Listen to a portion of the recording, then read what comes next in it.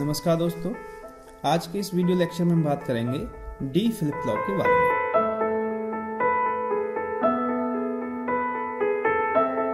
The D flip flop is a modification of clocked SR flip flop as shown in figure. तो जो D flip flop होता है वो जो clogged SR flip flop था उसका ही थोड़ा सा मॉडिफिकेशन है। आपने हमारे पिछले लेक्चर में क्लॉक्ड एसआर फ्लिप फ्लॉप पढ़ा था। मैं क्लॉक्ड एसआर फ्लिप फ्लॉप कहूँ या फिर सिंपल एसआर फ्लिप फ्लॉप कहूँ, बात एक ही है। हाँ, अगर मैं कहता हूँ अनक्लॉक्ड एसआर फ्लिप फ्लॉप या फिर कहता हूँ बेसिक फ्लिप फ्लॉप तो वो अलग हो जाएगा। ठीक है, तो इसमें अगर आप देखें तो ये सेक्शन और देखिए डी में ये सेक्शन सेम है, सिर्फ यहाँ पर जो इनपुट है, यहाँ पर जो एस है उसे यहाँ से एक नैंड गेट यूज किया है और इसमें अप्लाई कर दिया है। नैंड को जब आप इस तरीके से यूज करते हैं, जब उसके दोनों इनपुट टर्मिनल्स को आप शॉर्ट कर देते हैं, आपस में जोड़ देते हैं, तो ये एक इन्वर्टर की तरह काम करना शुरू कर देता है। ठीक है ना, यहाँ पर आप डी दे रहे हैं तो इस जगह पर डी बार मिलेगा। यूनिवर्सल गेट्स में आपने पढ़ा था कि नैंड गेट को आप एज ए नॉट गेट कैसे यूज कर सकते हैं, तो ये बेसिकली नॉट गेट की तरह काम कर रहा है। मैं यहाँ पर नॉट गेट भी लगा सकता था, लेकिन अगर मेरे को इसे एक ही आईसी से इम्प्लीमेंट करना है, एक जैसी आईसी मेरे को यूज करनी है, तो मेरे को एक जैसे ही गेट यूज करने पड़ेंगे। तो ये सारा सर्किट नैंड गेट से ही बन जाएगा, तो हमें नॉट गेट की आईसी लगाने की जरूरत नहीं पड़ेगी, सिर्फ नैंड गेट की आईसी से हम इसे इम्प्लीमेंट कर सकते हैं। इस वजह से हमने यहाँ पर इसे नॉट गेट की बजाय नैंड गेट को ही as a NOT gate use कर लिया है। क्लियर है? तो एसआर और डी फ्लिप फ्लॉप का जो कंस्ट्रक्शन है, उसका जो लॉजिक डायग्राम है, उसमें डिफरेंस आपको समझ में आ रहा है। यहाँ पर सिर्फ जो इनपुट था उसे इन्वर्ट करके इसमें अप्लाई कर दिया है। ठीक है, तो एसआर फ्लिप फ्लॉप में जो एस है उसका मतलब सेट होता है और आर का मतलब रीसेट। सेट का मतलब 1, रीसेट का मतलब 0। ठीक है ना, यहाँ पर जो डी है बेसिकली डी स्टैंड्स डिले। ठीक है, अभी आप जब इसका कैरेक्टरिस्टिक टेबल देखोगे और कैरेक्टरिस्टिक इक्वेशन निकल के आएगी तो उससे आपको समझ में आएगा कि हाँ ये डिले क्या है। ठीक है, और ये हमने यहाँ पे क्लॉक पल्स प्रोवाइड कर दी। ग्राफिक सिंबल की बात करें तो ग्राफिक सिंबल यहाँ पर इनपुट क्या है, डी। सीपी को अलग से नहीं दिखाते कि अलग से एडिशनल इनपुट है, ये नहीं कहेंगे कि हाँ यहाँ पर 2 इनपुट हैं, ऐसा नहीं है। क्लॉक पल्स तो आपको देना ही है। जब कोई सीक्वेंशियल सर्किट है उसे ऑपरेट कराना है, उसे ट्रिगर करना है, तो उसके लिए आपको क्लॉक पल्स तो प्रोवाइड करना ही होगा। ठीक है, तो एक इनपुट हो गया डी और 2 आउटपुट हो गए क्यू बार। क्लियर है? कैरेक्टरिस्टिक टेबल बनाओगे तो आपको क्यू टी और डी। अब देखिए यहाँ पर क्यू टी लिखूँ मैं या फिर क्यू लिखूँ, सिंपल, कोई दिक्कत नहीं है। अब क्यू टी इस वजह से लिख दिया है, क्यू टी हो गया, ये प्रेजेंट स्टेट हो गई, Q T plus 1 next state हो गई। अगर सिंपल आप क्यू भी लिखेंगे तो भी चलेगा। ठीक है ना, बाय डिफॉल्ट क्यू लिख रहा हूँ तो वो क्यू टी ही माना जाएगा। जैसे मैंने पिछले अपने ऐसा फ्लिप फ्लॉप बताया था ना, तो यहाँ क्यू लिखा था, कोई दिक्कत नहीं है। आप क्यू टी लिखते हैं तो भी कोई प्रॉब्लम नहीं है। ठीक है ना, तो हम आगे क्यू टी लिख के चलना है। ठीक है, तो 2 इनपुट हो जाएंगे क्यू टी डी। तो क्या पॉसिबल इनपुट कॉम्बिनेशन हो सकते हैं? 0 0 0 1 1 0 और 1 1।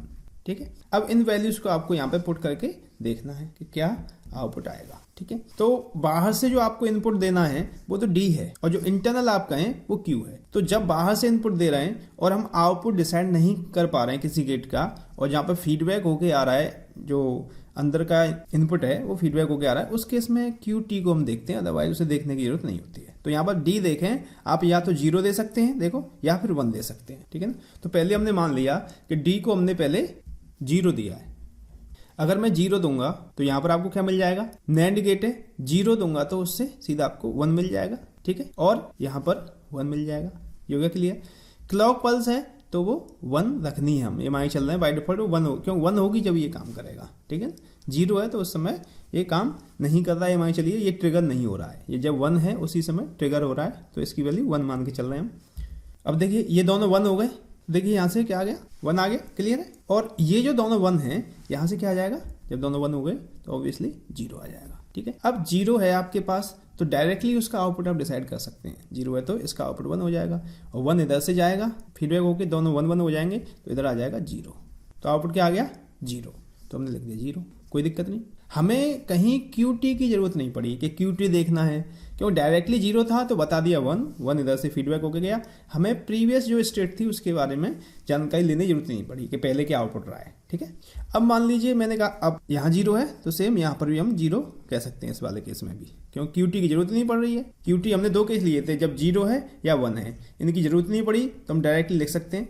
ठीक है, अब मैंने मान लिया कि D1 है, अब D1 होगा तो ये इन्वर्टर की तरह काम कर रहा है तो यहाँ 0 हो जाएगा, यहाँ 0 हो जाएगा तो डायरेक्टली इसका आउटपुट आप डिसाइड कर सकते हैं, ये हो जाएगा 1।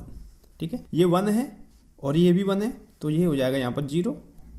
ठीक है, अब 0 हो गया तो बताइए कौन से का आउटपुट आप डायरेक्टली डिसाइड कर सकते हैं, इसका तो नहीं कर सकते, ये 1 है, इसमें फीडबैक चेक करना पड़ेगा। ये 0 है तो इसका डायरेक्टली डिसाइड कर दीजिए तो इसका आउटपुट आ गया 1। जब ये 1 आ गया तो ये फीडबैक होके जाएगा, 1 1 दोनों हो जाएंगे तो यहाँ पर मिल जाएगा 0। तो QT बेसिकली आपको मिल गया 1, तो QT मिल गया 1, इस केस में 1 मिल जाएगा, टेबल पूरी हो गई।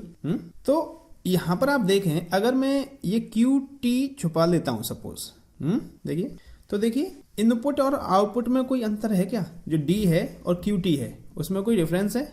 0 0 1 1 0 0 1 1, जो इनपुट है वही आउटपुट है। अब आप सोच रहे होंगे फिर क्या फायदा है इस फ्लिप फ्लॉप का, इतनी देर से इसमें माथा पच्ची कर रहे हैं, इसका क्या मतलब निकला? जो इनपुट है वही आउटपुट है, ये कुछ नहीं कर रहा है इसका मतलब? नहीं, इसका भी यूज है, जैसा कि उसका नाम है डिले। बेसिकली ये डिले प्रोवाइड करता है। जो आपने यहाँ पर इनपुट अप्लाई किया है ये उसे होल्ड करके रखेगा। ठीक है ना, जैसे ही आप इसे क्लॉक पल्स प्रोवाइड करेंगे ये आउटपुट पर उसे पहुंचा देगा। ठीक है, कई जगह आपको हो सकता है सिंक्रोनाइजेशन प्रोवाइड करना है, सर्किट में हो सकता है कोई पोर्शन है या कुछ सेक्शन है वो फास्ट काम कर रहा है और कुछ स्लो कर रहा है, तो फास्ट वाले को स्लो भी करना होगा, तो वहाँ पर इसे यूज कर सकते हैं डिले प्रोवाइड करने के लिए, जिससे कि अगले स्टेप पर जब दोनों का आउटपुट पहुंचे तो वो सेम टाइम पर पहुंचे। ठीक है ना, तो सिंक्रोनाइजेशन के लिए आप वहाँ पर यूज कर सकते हैं इसे, और बाकी मेमोरी में भी यूजेस हैं। ठीक है, ऐसा नहीं है बेकाम का है, काम का है।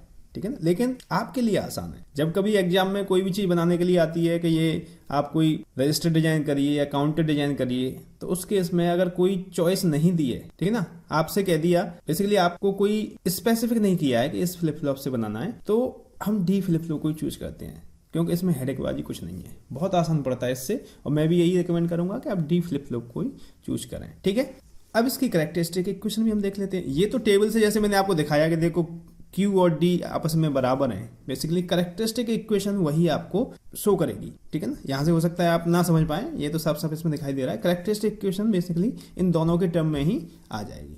देख लेते हैं तो कितने वेरिएबल का यहाँ K में बनना चाहिए, बताइए कितने वेरिएबल का बनेगा? इनपुट वेरिएबल कितने हैं? 2, तो ऑब्वियसली 2 वेरिएबल का बनेगा। 2 वेरिएबल का K में बना लेते हैं। 2 वेरिएबल का K में बनेगा, छोटा सा K में पे, इधर हो गया आपका QT और इधर हो गया D।